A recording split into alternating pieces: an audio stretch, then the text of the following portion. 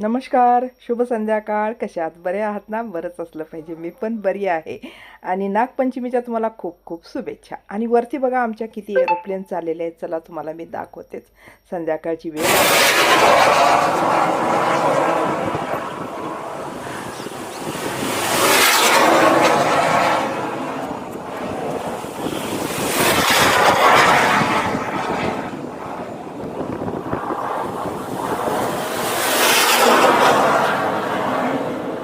चला आता लागू कामाला. हे असंच एरोप्लेन जातच राहणार आहेत पुढच्या आपल्या कामाला. हे बघा गिलोईचं खूप औषधी आहे हे उपयोगी. आणि हे आहे आयरन पत्त्याचं. आता मी हे तोडून घेते.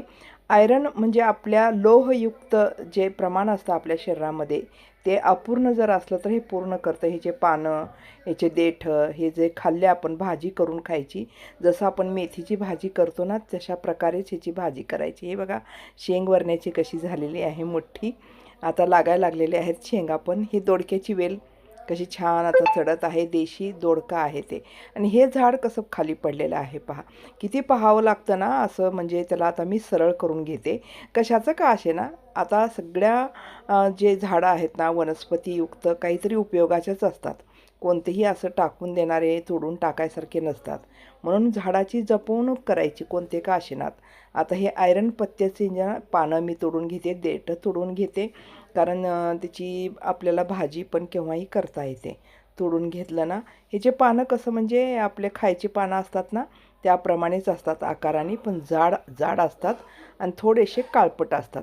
आणि खायचे पानं कसं एकदम हिरवेगार असतात ना, तसं हे जरा काळपटपणा असतात. आणि देठ कसं लाल असतं पहा ह्याचं देठ. हे पहा. आणि खूप पानं जेवढे तोडाल ना तेवढं आणखीन जास्त प्रमाणात लागतात हे.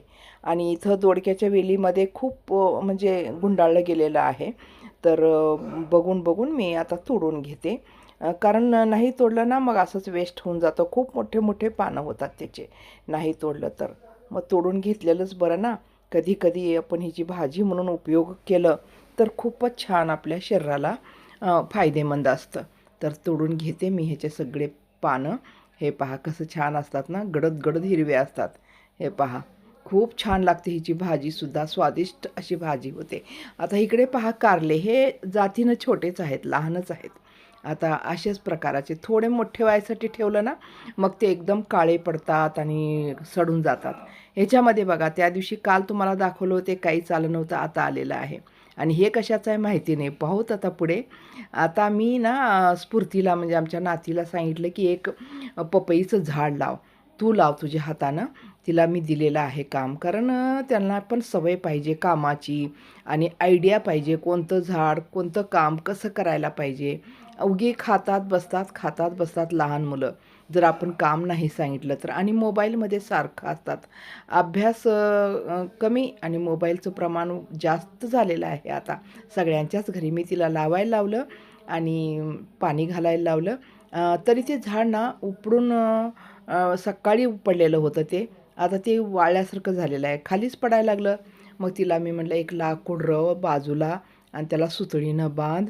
मग तिला बांधायला काय येणं गाठ मारायला म्हणून मी तिला धरले त्या लाकडाला आणि तिला सांगितलं की असं बांध. ये ना ग.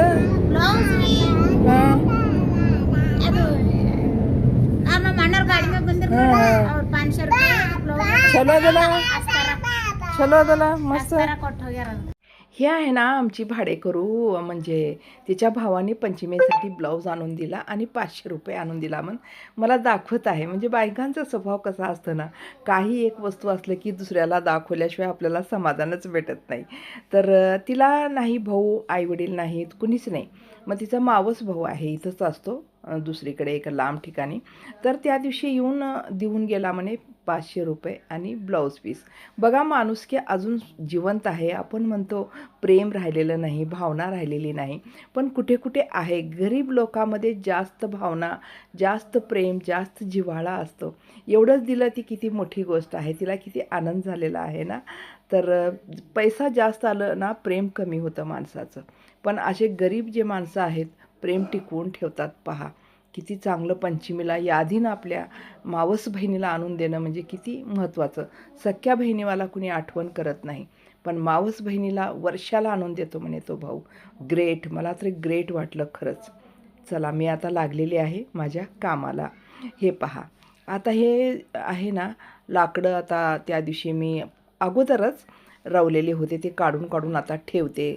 उपयोगाचे नाहीत आता सध्या, वेल चढल म्हणून मी ते लावलेली होते. आणि हे पहा, हे जे असतं ना हड्डी जोड आहे, ही जी वेल आहे ना हड्डी जोड, आपल्या शरीरातले हड्डी म्हणजे हाडं वगैरे काही असं दुखापत झाली हाडाला वगैरे तर जोडण्याचं काम करतं. हे कसे आहेत बघा, कांड्या कांड्या कांड्या, कसं ऊसासारख्या कांड्या असतात ना तसे आहे.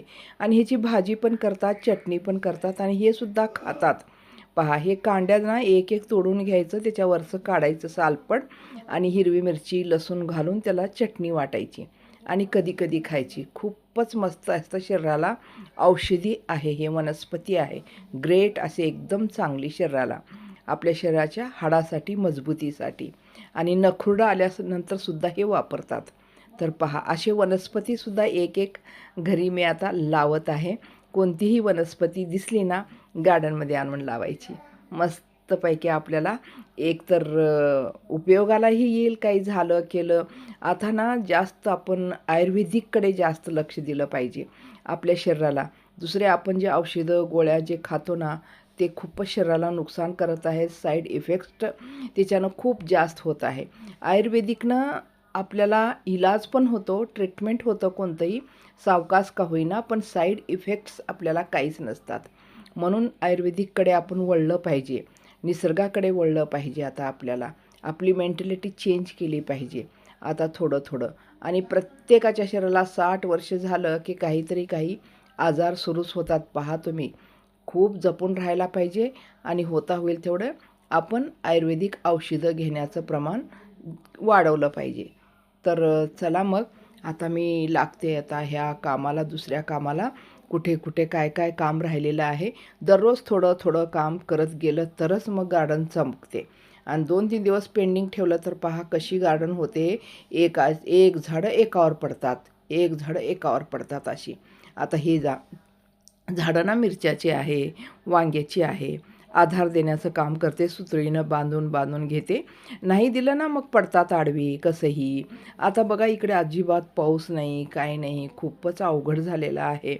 पाऊस आलं पाहिजे ना, किती छान वाटतं ना वातावरण. पाऊस आलं का नाही, थंड थंड आणि छान असं वातावरण, वेगळंच एक फील वेगळंच होतं बघा पाऊस आलं की. आणि पाऊस नसलं की कसं तरीच रक रक रक रक वाटायला लागलेलं आहे. आता हे शेवंतीच्या झाडाला पण कसं अर्धं झाड एकीकडे झुकलेलं आहे, तर त्याच्यात पण असं लाकूड राहून त्याला झुकलेलं जे झाड आहे ना, हां हे पहा, हे फांदी घेऊन असं हे बांधते ह्याला, म्हणजे तेही असं सरळ जाईल पुढे.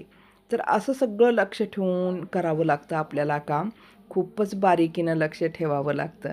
चला, हेही झालं माझं. आता लाकडं रवायचे, इथे एक थोडं राहिलेलं आहे, तिथंही लाकडं रवून घेते मी.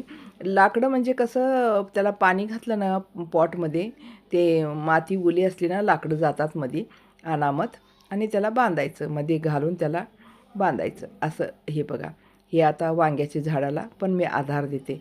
2-3 झाडं वांग्याचे पॉटमध्ये एकाच ठिकाणी आलेले आहेत. आता मोठं होईल तसं तसं ना ते इकडं तिकडं झुकतात, म्हणून त्याला आत्तापासूनच वाढ होण्यासाठी बांधून ठेवायचं. कसंही सोडलं ना मग ते वाढीलाही लागत नाही, तिकडं तिकडं पडून ते नुकसान होऊन जातात. तर चला, हे झाडं असं मी इकडचे सगळे बांधून घेतलेली आहे. गवत वगैरे कुठं काही असलं तर ते काढून टाकलेलं आहे. आता लाकडं आपल्याला भरपूर लागतात गार्डनमध्ये, सुतळी भरपूर लागते, खुरपं पाहिजे, टिकास पाहिजे आणि फावडा पाहिजे खोदण्यासाठी. असं सगळे वस्तू आपल्याला पाहिजे, तेव्हाच गार्डनिंग होते बघा. आणि गार्डनिंग करायचं असलं ना आपल्याला काय लावायचं काय नाही लावायचं ह्याचं पण नॉलेज पाहिजे. काही लावलं तरी मग ते काही उपयोगाचं नसतं आपल्याला. जे आपल्याला लगेच मिळतं, जे उपयोगाचं असतं, जे आपल्याला लावलं तर त्याचा काहीतरी उपयोग होईल, अशाच वस्तू आपण लावायच्या. आता पॉटमध्ये आपण भरपूर भाज्या कोणत्याही आपण पॉटमध्ये सगळ्या काही लावू शकतो. आता भेंडी वगैरे पॉटमध्ये आपण लावू शकत नाही. भेंडी आहे तर त्याला आपल्याला किती मन लावायचे, भेंडी किती पॉटमध्ये लावायचे, त्याला जमिनीवरच लावलं पाहिजे ना भेंडीला वगैरे. तर असं, आणि एक भेंडीचं बी लावलं, एकच धाट आलं आणि त्याला किती भेंडी लागणार. मग त्याला 4-5 तरी पॉट पाहिजे, म्हणून त्याला जमिनीवर लावायचं. अशा काही वस्तू असतात त्याला जमिनीच पाहिजे, जमीनच. आणि काही वस्तूंना पॉटच पाहिजे. तर भरपूर पॉटमध्ये सुद्धा मोठे मोठे झाडं लावतात, फळाचे सुद्धा लावतात, पण त्याला मोठे मोठे पॉट पाहिजे, माती पाहिजे, तसं वातावरण पाहिजे, तसं त्याची देखरेख पाहिजे, सर्व काही. तर आपण तेही लावू शकतो. असं कोणतंही असाध्य नाही की आपण हे करू शकत नाही. तर खूप काही आपण करता येतं आपल्याला. आणि आपल्याला हे गार्डन करायचे एक छंद आहे. याच्यामुळे खूपच आनंद होतो, छान वातावरण मिळतं. एकदम थंडी थंडी थंडी वाऱ्यामध्ये आपल्याला थोडंसं फिरण्याचा योग येतो आणि आपल्याला झाडाझुडपाची सेवा करायचा योग येतो. तर खूपच छान वाटतं. तर आणि वरून ताजा ताजा भाजीपाला आपल्याला खायला मिळतो. ते वेगळंच समाधान असतं. जेही आपण करतो आपल्या जीवनामध्ये समाधान, सुख, शांती मिळण्यासाठीच करतो ना. मग आपल्याला कशात सुख मिळतं, कशात शांती मिळते, कशात समाधान मिळते, तेच आपण केलं पाहिजे. तर चला मग आजच्या ज्या गार्डनिंगच्या कामाला मी इथंच आता पूर्णविराम देते. आता भेटू आपण परत पुढच्या व्हिडिओमध्ये. असंच आपला सपोर्ट राहू द्या. धन्यवाद.